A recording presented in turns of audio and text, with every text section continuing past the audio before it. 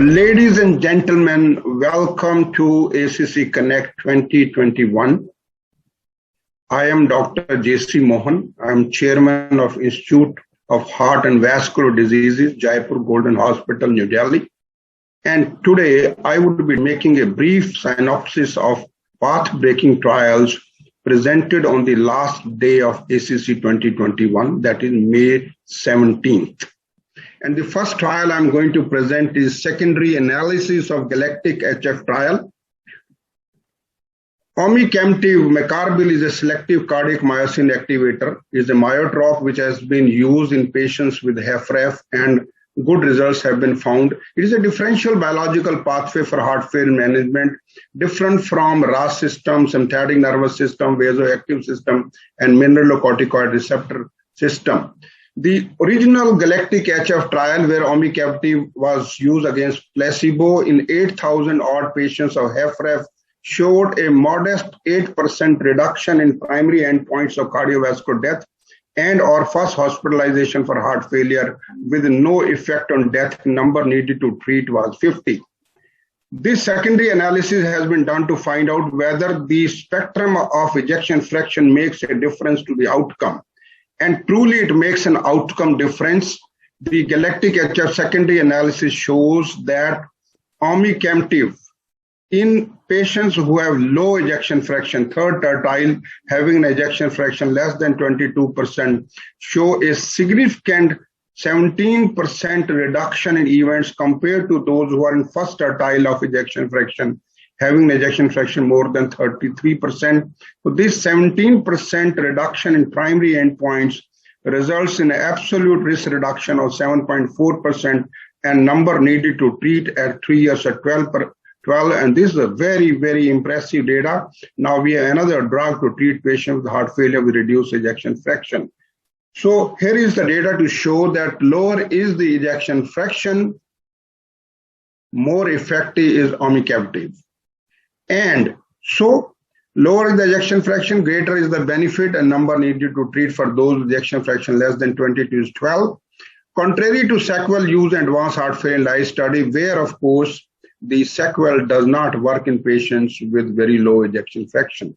We come to the second trial, capital chill trial, which is trying moderate hypothermia for out of hospital cardiac arrest to find out whether a temperature of 31 degrees Celsius would be better than 34 degrees Celsius to produce hypothermia in these individuals who have out of hospital cardiac arrest as a result of cardiac causes and who are adults. So in this trial of 363 patients, most of them had a shockable rhythm. The moderate hypothermia at 31 degree wasn't better than 34 degree. Primary outcome was similar, mortality was similar, and neurological outcome was similar. Kaplan-Meier curves at 180 days of survival show that there is no difference if in out-of-hospital cardiac arrest you maintain a temperature of 31 degree versus 34 degree. We would come to the third trial, and that is worldwide ST segment elevation infarction care and how to improve with the help of global heart attack treatment initiative, how to improve the outcome of STEMI in the third world. Nearly 3 million STEMI occur in low and middle income countries, and little data exists about system-based initiatives. Guideline directed or global heart attack treatment initiative encourages adherence to guidelines and tracking of clinical and institutional indicators.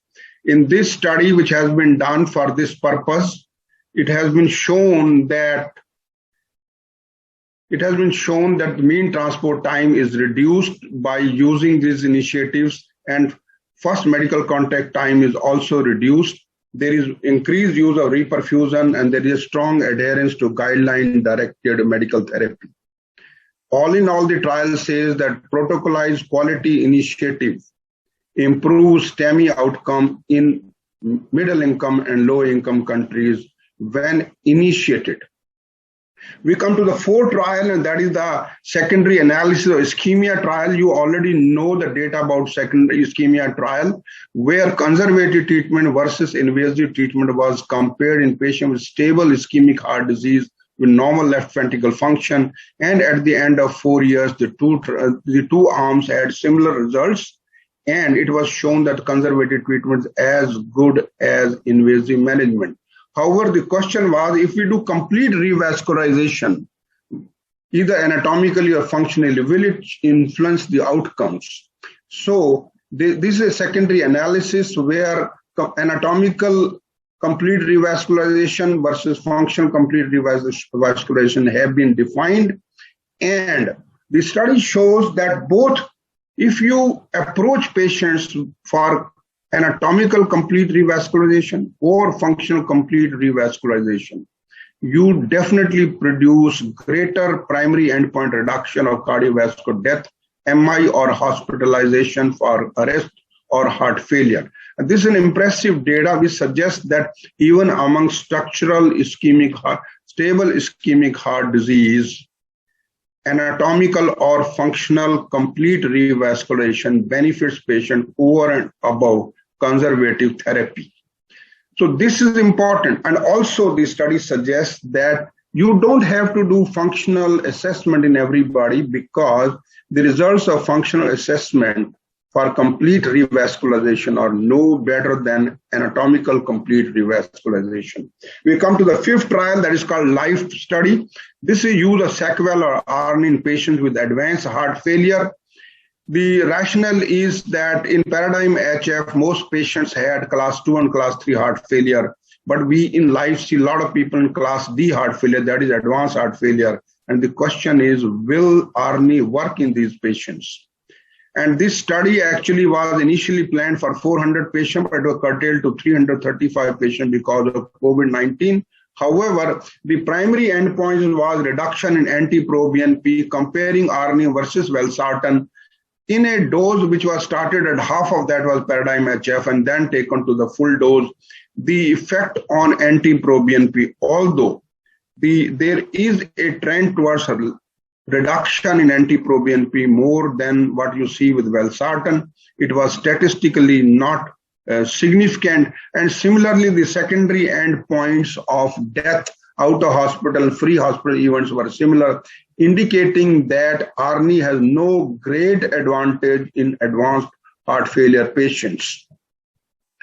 We come to the sixth trial, that is pirfenidone in heart failure with preserved ejection fraction. Pirfenidone is an antifibrotic drug, and it works on tissue growth factor beta-1 and fibroblastic proliferation, and it has been shown to reduce pulmonary fibrosis and improve for pulmonary fibrosis. Question is, there is evidence of myocardial fibrosis in HFpEF. Can we use pirfenidone in these patients to change the outcome? So this is a surrogate endpoint to use extracellular volume by cardiac MRI, and the study clearly shows that they, compared to placebo, pirfenidone shows a reduction in myocardial extracellular volume, which is a surrogate of myocardial fibrosis, and hence the drug may find some use in patients with HFpEF. Remember, this is a surrogate trial. It just says that extracellular volume is reduced compared to placebo by pirfenidone, but we have no data on clinical outcomes so far. Nevertheless, the drug seems to be reasonably safe compared to placebo, and hence it should be tried in patients with HFpEF for clinical outcome.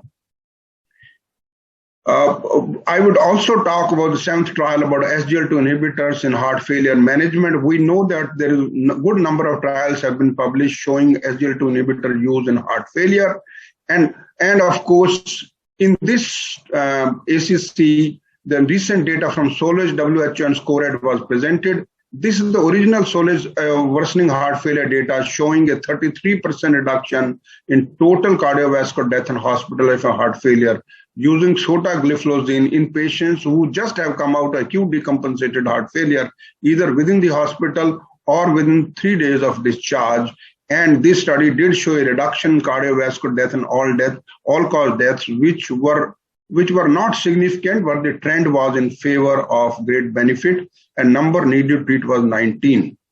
Dr. Deepak Bhatt and colleagues actually pooled the data of SOLOIST and SCORED trial, which was essentially a trial for patients with renal outcome. And of these 11,784 patients, there were 4,500 patients with heart failure. But let us first look at the entire pool of the data, 11,784 patients. and the cardiovascular death in hospital for heart failure and urgent hospital visits were reduced by 27% by sotagliflozin compared to placebo. But when you try to look at these 4,500 patients with heart failure, you have very interesting data. People with HFrEF show a 22% reduction in primary endpoints with sotagliflozin. People with heart failure with mid-range ejection fraction show an impressive 43% reduction in primary endpoints, and people with heart failure with preserved ejection fraction show a 33% reduction in primary endpoints, showing this is the first time that SGLT2 inhibitor has shown benefit in patients with heart failure with preserved ejection fraction. So the pooled data of SOLOIST and SCORAD interestingly shows that HFpEF patients draw a significant 37% reduction in primary endpoints with SGLT2 inhibitors like sotagliflozin, and SGLT2 inhibitor like sotagliflozin have great potential in heart failure across the entire spectrum of ejection fraction, more so in heart failure with preserved ejection fraction, for which so far we don't have a drug which would work. We come to the last presentation, and that is talking about Fidelio DKD, Finrenon, because this is an important data which was presented, and this data shows that Finrenon in patients who have renal disease in the form of the EGFR between 25 and 60 or albuminuria, these patients have a significant kidney outcome benefit. Secondary cardiac output benefits are also there in the form of reduced cardiac death, non-fatal myocardial infarction, non-fatal stroke, and hospital for heart failure.